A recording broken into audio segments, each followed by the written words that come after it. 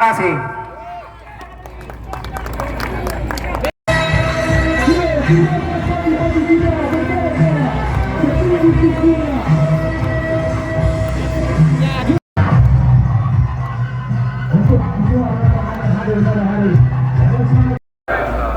Kita kasih aplaus kawan-kawan semua.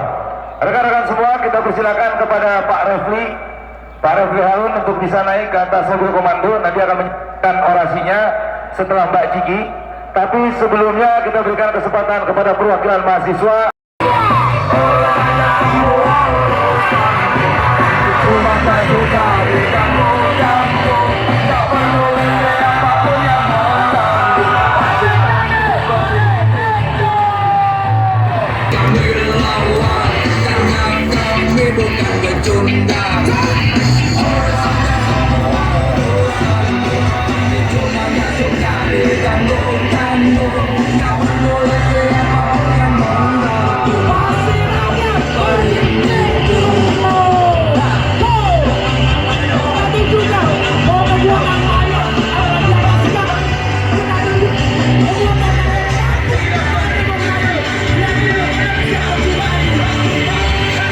Ini kan ditunda, bukan dibatalkan. Bagaimana ikut mengawal?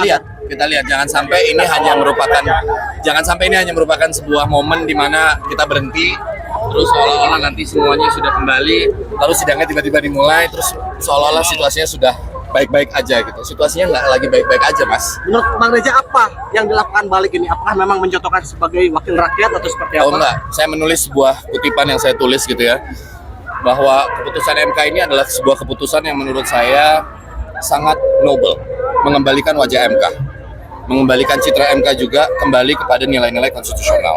Lalu kemudian ketika ini dibalik mendapatkan respon yang justru kontraproduktif, buat saya maka kita sudah bisa melihat pertanyaan saya terbesar adalah Anda ini wakil siapa sebenarnya? Karena kalau ini adalah suara rakyat, masa Anda nggak bisa melihat aspirasi yang begitu besar? Ya saya nggak heran bahwa memang sudah seharusnya ini bukan hanya ditunda ya, tapi ketika sidang dilakukan kembali, saya sangat berharap bahwa keputusan itu keputusan MK yang diterima. Artinya bukan mengambil keputusan lain hanya karena sebuah syarat 1-2 poin yang kemudian mereka coba upayakan gitu. Itu aja sih Mas sebenarnya. Bang setuju nggak kalau ini dikatakan sebagai pembegalan konstitusi, Bang? Ya, udah bukan hanya ini udah sangat mencederai konstitusi kita.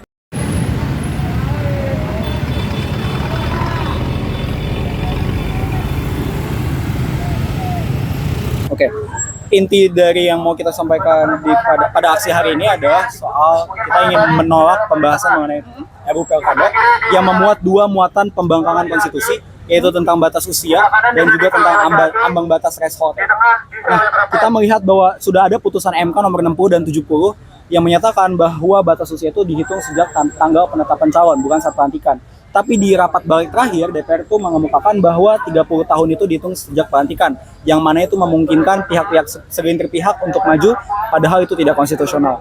Selain itu mengenai ambang batas juga seharusnya sudah tidak berlaku 20% sebagaimana diputus oleh MK, tapi di pembahasan balik kemarin juga dikembalikan ke norma yang lama. Dan berdasarkan 2 muatan pembangkangan konstitusi tadi, kami ingin mendesak DPR untuk menghentikan pembahasan pilkada yang bertentangan dengan konstitusi. Iya.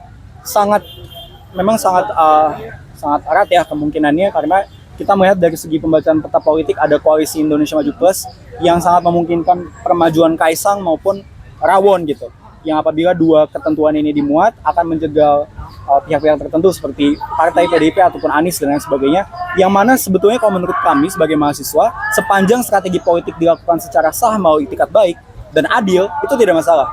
Tapi ketika langkah-langkah politik yang dilakukan dan terindikasi ada pelemahan konstitusi, pembangkangan hukum, ataupun pelanggaran KKN, kita harus bersuara. Kurang lebih seperti itu. Justru itu, kita ingin mencegah, karena pola-polanya mirip. Putusan MK 90 kemarin juga kan meloloskan salah satu wapres yang akhirnya terpilih. Tentu upaya-upaya seperti itu ingin kami cegah supaya Pilkada 2024 itu lebih adil, lebih bersih, lebih jujur, dan bebas dari KKN. Kurang lebih seperti itu.